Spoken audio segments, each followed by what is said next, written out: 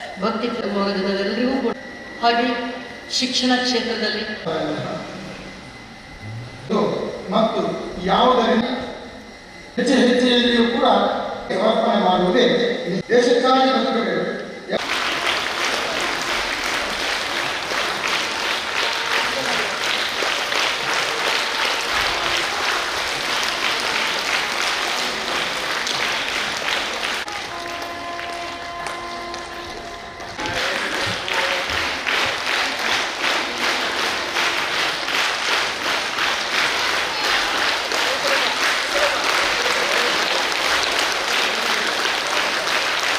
ಇವತ್ತು ಶಿಕ್ಷಕರ ಕೊರತೆ ಇರುವಂಥ ಶಾಲೆಗಳಿಗೆ ನಾವು ಕಳೆದ 30 ವರ್ಷದಿಂದ ಕೆಲವು 300 ಶಿಕ್ಷಕರನ್ನ 350 ಶಿಕ್ಷಕರನ್ನ ಪ್ರತಿ ವರ್ಷ ಕೆಲವು ಶಾಲೆಗೆ ಕೊಡ್ತಾ ಇದ್ದೇವೆ.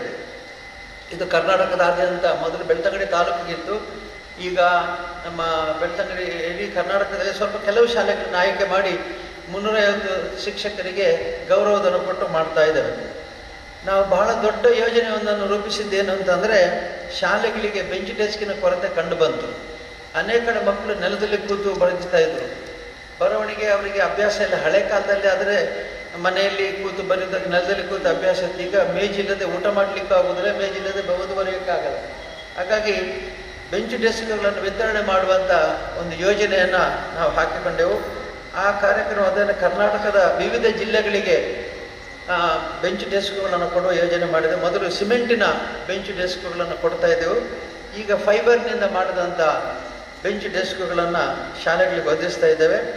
ಈಗ ಈ ವರ್ಷದವರೆಗೆ ನಾವು ಸುಮಾರು 311 ಶಾಲೆಗಳಿಗೆ 30 ಜಿಲ್ಲೆಗಳ 9776 ಶಾಲೆಗಳಿಗೆ 63,500 ಜೊತೆ ಡೆಸ್ಕ್ ಬೆಂಚಿಗನ್ನು 20 ಕೋಟಿ ರೂಪಾಯಿಯ ಅನುದಾನದಲ್ಲಿ ಒದಗಿಸಿದ್ದೇವೆ.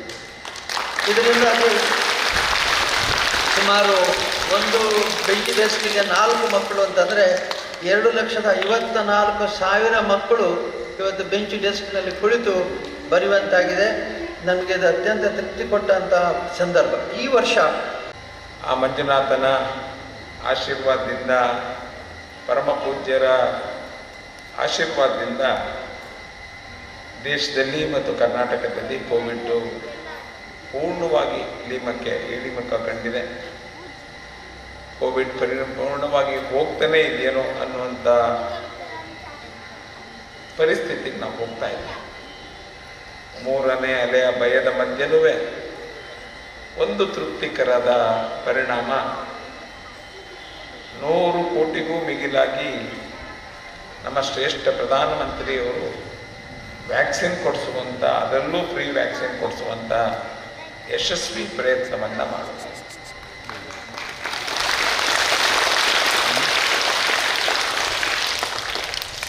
ಮೊದಲನೇ ಬಾರಿ ಪರಮ ಪೂಜ್ಯರು ಹೇಳಿದಂಗೆ ಯಾವುದೇ ಶಾಲೆ ಹತ್ರ ಹೋದರೆ ಆ ಮಕ್ಕಳುಗಳಲ್ಲಿ ಇರುವಂಥ ಖುಷಿಯನ್ನು ನೋಡೋದನ್ನು ನಮಗೆ ಕಣ್ತುಂಬಿ ಬರ್ತಾ ಇದೆ. ಮತ್ತು ಬರೀ ಮಕ್ಕಳಂದೇ ಅಲ್ಲ, ನಮ್ಮ ಶಿಕ್ಷಕರು ಸಹಿತ ತುಂಬ ಜನ ಅನ್ಕೊಂತಿದ್ರು ಶಿಕ್ಷಕರಿಗೆ ಶಾಲೆ ಶುರುವಾಗಿ ಬೇಜಾರಾಗ್ಬಿಟ್ಟಿದೆಯೇನೋ, ಮತ್ತು ಕ್ಲಾಸ್ ಮಾಡ್ಬೇಕಾದಂತ ಮಾನಸಿಕವಾಗಿ ಇದರಲ್ಲಿದ್ದಾರೇನೋ ಅಂತ. ಬಟ್ ಶಿಕ್ಷಕರು ಸಹಿತ ಅವರು ಸ್ವಾಗತ ಮಾಡಿದ ರೀತಿ, ಆ ಮಕ್ಕಳಿನ ಜೊತೆ ಸ್ಪಂದಿಸಿದಂಥ ರೀತಿಯನ್ನು ನೋಡಿದ್ರೆ, ನಮ್ಮ ವಿಶೇಷವಾಗಿ ನಮ್ಮ ಶಿಕ್ಷಕರಿಗೆ ಶಿಕ್ಷಣದ ಬಗ್ಗೆ, ಮಕ್ಕಳ ಬಗ್ಗೆ ಇರುವಂಥ ಕಾಳಜಿಯನ್ನು ನೋಡಿದ್ರೆ ಅವರಿಗೆ ಎಷ್ಟೇ ಕೃತಜ್ಞತೆಗಳನ್ನ ಅರ್ಪಿಸಿದ್ರು ಸಾಕಾಗ